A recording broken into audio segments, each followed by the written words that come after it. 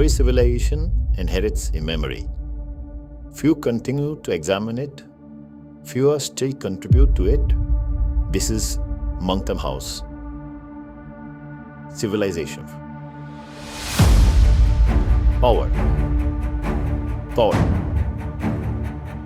Meritons rooted in Bhagavad. Sa Vidya Ya Vimuktai.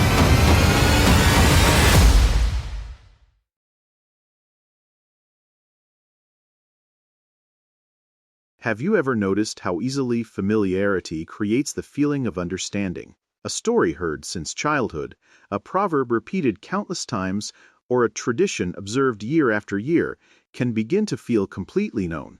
Yet familiarity and understanding are not the same. Sometimes, what feels closest to us is precisely what we examine the least. Her first encounter with civilization rarely begins in a classroom. It begins at home. Stories told by grandparents, festivals celebrated together, and customs woven into everyday life quietly introduce us to a shared inheritance. These experiences create belonging and continuity, but they often pass on conclusions without revealing the deeper questions that first gave them meaning. As we grow, teachers, scholars, and interpreters expand our understanding. They help us navigate difficult texts and preserve generations of accumulated wisdom. Their guidance is indispensable, yet even the finest teacher points beyond themselves. The true destination is not the interpreter, but the text, and the reader's own thoughtful engagement with it. Today, a new pathway shapes familiarity more than ever before.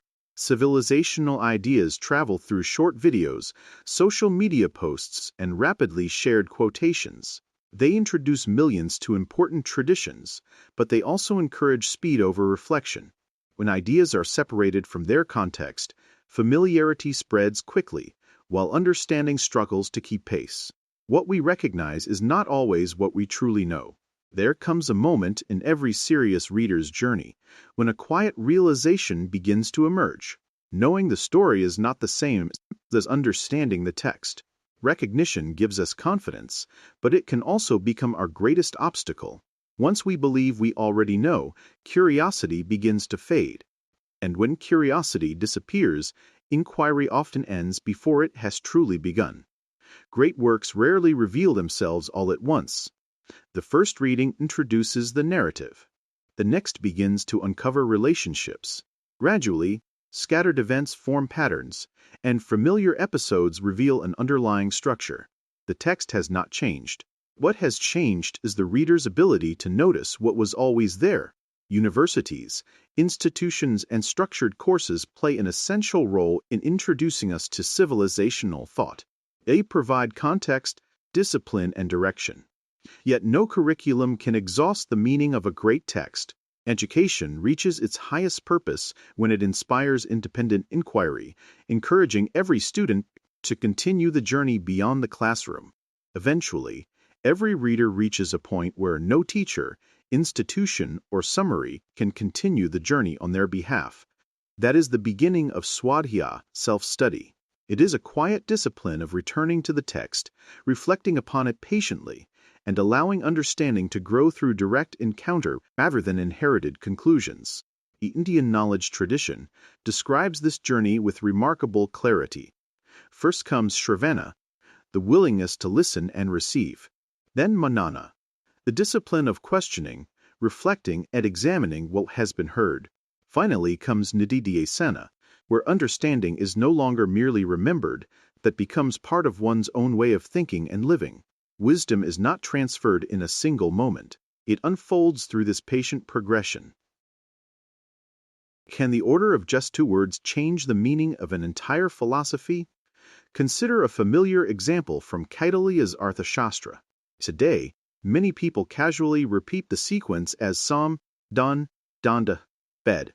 Yet when we return to the original Sanskrit text, we encounter a different order, Sam, Dan, Bed, Danda. At first glance, the change may seem insignificant, but its implications are profound. In Kautilya's original framework, force appears only after persuasion, conciliation, and strategic division have been exhausted. When Danda is moved ahead of Beta, the logic of the entire sequence changes. What was intended as the final instrument can begin to appear much earlier. The lesson reaches far beyond Kautilya. Even small alterations, repeated over generations, can quietly reshape our understanding of an entire tradition. This is why every pathway to familiarity must be accompanied by intellectual humility. Whether our understanding comes through family, teachers, institutions, social media, or self-study, each offers only part of the journey. The truly inquiring reader remains willing to return, to question inherited assumptions, and to discover that a text may still have more to reveal. Modern life encourages speed.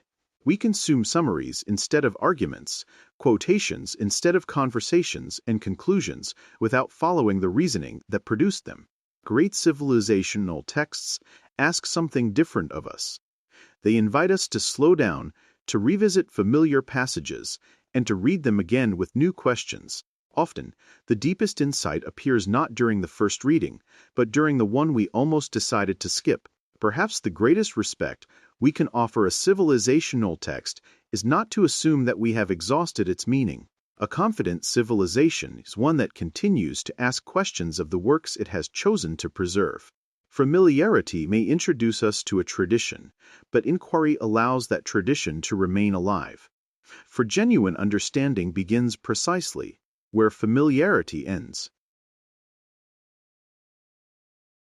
Civilizations endure when memory becomes understanding and understanding becomes inquiry. At Manthan House, we explore the ideas, texts, and traditions that continue to shape our world. Until the next conversation. Sa Vidya Ya Vimuktai. True knowledge is that which leads to liberation.